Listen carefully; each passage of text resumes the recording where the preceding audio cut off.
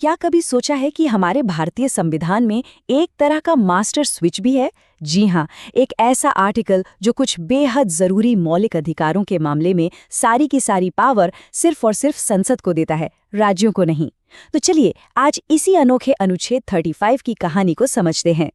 तो देखिए, सीधी सीधी बात यह है कि अनुच्छेद 35 कुछ बहुत ही खास फंडामेंटल राइट्स के लिए एक मास्टर कंट्रोल की तरह काम करता है।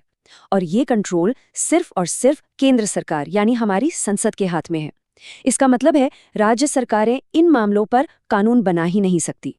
अब सवाल ये उठता है, और बिल्कुल सही सवाल है, कि भारत जैसे एक फेडरल देश में जहां राज्यों के पास भी अपनी शक्तियां हैं, तो फिर कुछ मामलों में सारी पावर सिर्फ दिल्ली में क्यों रख दी गई? भाई, इसके पीछे एक बहुत ही गहरी और सोची समझी वजह है।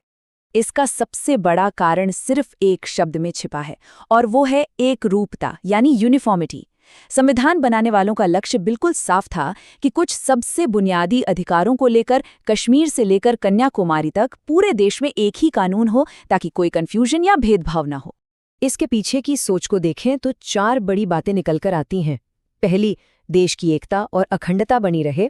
दूसरी, जरा सोचकर देखिए, अगर हर राज्य अपने अपने हिसाब से कानून बनाने लगे तो कितना बड़ा कंफ्यूजन हो जाएगा।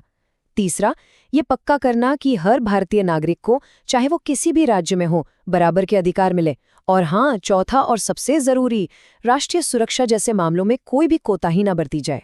इसे समझने का एक बहुत अच्छा तरीका है नेशनल हाईवे का उदाहरण लेना।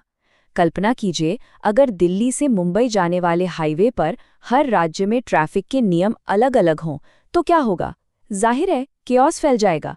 ठीक इसी तरह कुछ मौलिक अधिकारों के लिए भी एक जैसा राष्ट्रीय कानून होना बहुत जरूरी है।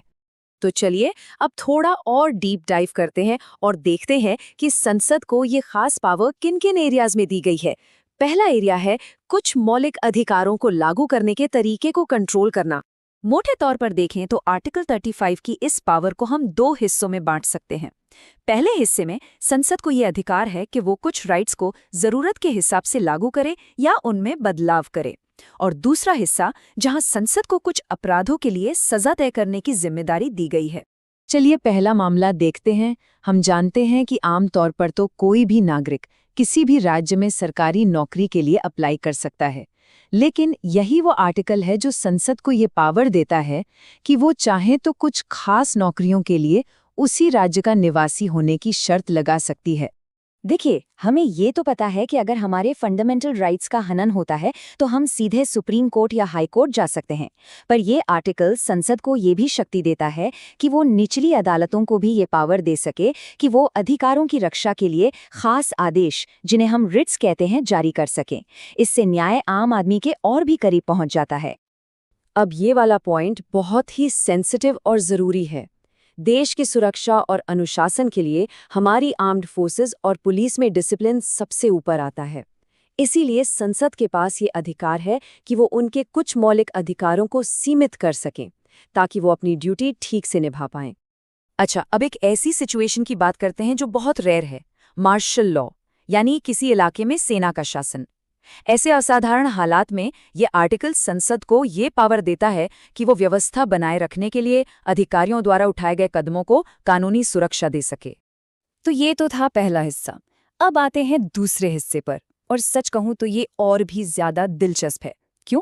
क्योंकि यहाँ संसद के पास कोई चॉइस नहीं है, बल्कि एक जिम्मेदारी है, एक कर्तव्य है। इस बात को समझना बहुत जरूरी है। यहाँ संविधान ये नहीं कह रहा कि भाई संसद, अगर आपका मन करे तो कानून बना लेना। नहीं, संविधान सीधे सीधे कह रहा है संसद को कानून बनाना ही पड़ेगा। ये एक तरह का मैंडेट है, एक आदेश।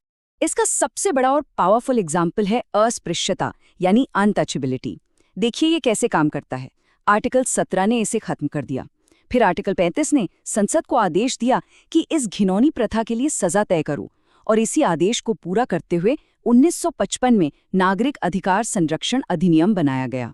एक और बड़ा उदाहरण देखें, आर्टिकल 23 जो है वो इंसानी तस्करी और बंधुआ मजदूरी जैसी चीज़ों पर रोक लगाता है, और फिर आर्टिकल 35 संसद को इन अपराधों के लिए सज़ा तय करने का आदेश देता है।